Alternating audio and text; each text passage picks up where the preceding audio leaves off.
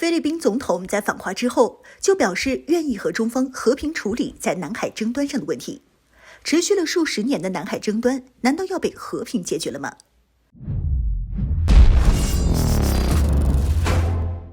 ？Hello， 各位老铁，大家好，欢迎收看本期迷彩虎，我是虎妞。在和菲律宾的南海领土争端问题上，已经过去了数十年，至今都没有解决。在美国等西方国家的支持下，菲律宾现在都还占据着几个本属于我国的岛礁，并且在近期，菲律宾国内又开始炒作起了南海岛礁争端。不过现在南海争端的这个问题貌似已经和平解决。菲律宾的新总统马克思在前段时间受到了我国邀请进行了访华，在结束行程之后，中菲双方发布的联合声明中明确表示了，双方就会建立起一条直接沟通的渠道，通过和平的方式处理争端。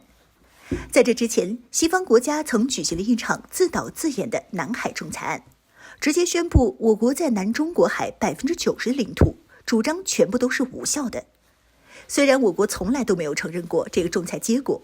但是在南海地区的不少周边小国都以此为借口搞事情，给我国带来了不少的麻烦。在后来中菲关系开始缓和，当时还是菲律宾总统的杜特尔特宣布了不承认南海仲裁案的结果，让这个仲裁成了一张废纸。不过现在菲律宾国内总统刚刚换届，菲律宾国内又开始炒作起了我国在南海地区的活动，并且菲律宾军方也在南海地区加强了自己的活动。但在官方的态度上，菲律宾始终都没有进行过明确表态，直到马克思访华之后才表明了自己的态度。而之所以会表明自己态度的原因也很简单，菲律宾得到了自己想要的东西。本次马克思访华对菲律宾来说，南海争端问题只是次要的，主要的还是签订的10至14项双边合作协议。我国承诺在菲律宾投资228亿美元，其中占据大头的是可再生能源、电动汽车和矿产加工。可再生能源占据137.6亿美元，电动汽车和矿产加工占据73.2亿美元，剩下的17.2亿美元则用于农业。同时，我国将会缩小和菲律宾之间的贸易逆差，增加从菲律宾的商品进口，并允许菲律宾渔民在争议海域进行捕鱼。这些领域的合作恰巧都是当前的菲律宾需要的。作为一个发展中国家，菲律宾的经济来源大部分都依靠旅游业、农业、制造业。但是在疫情的影响之下，菲律宾的这3大产业都受到了重创，特别是旅游业，几乎遭到了毁灭性的打击。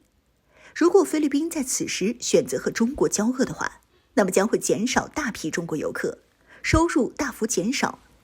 因此，和中国在这个时候进行合作是最好的，并且在达成的合作协议中，还有能源以及制造业、农业领域的合作，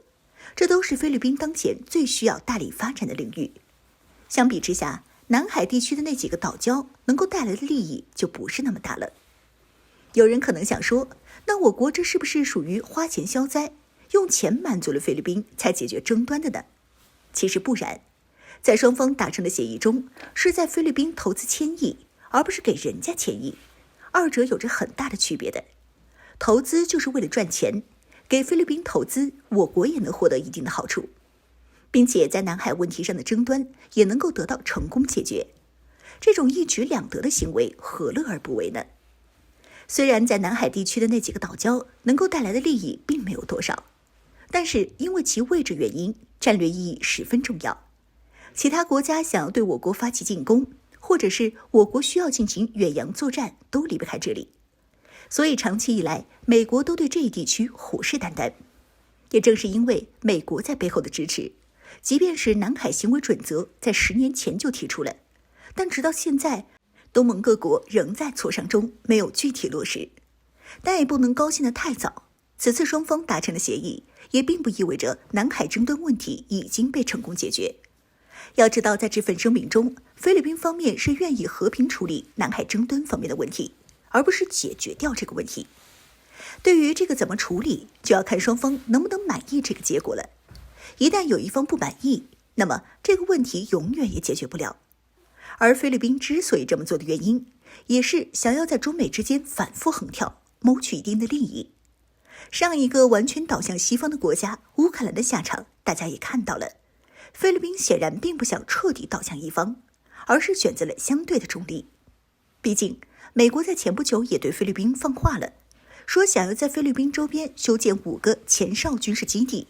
其中有2个就位于台岛对面的吕宋海峡。如果不答应美国的条件，恐怕菲律宾又会受到国际制裁。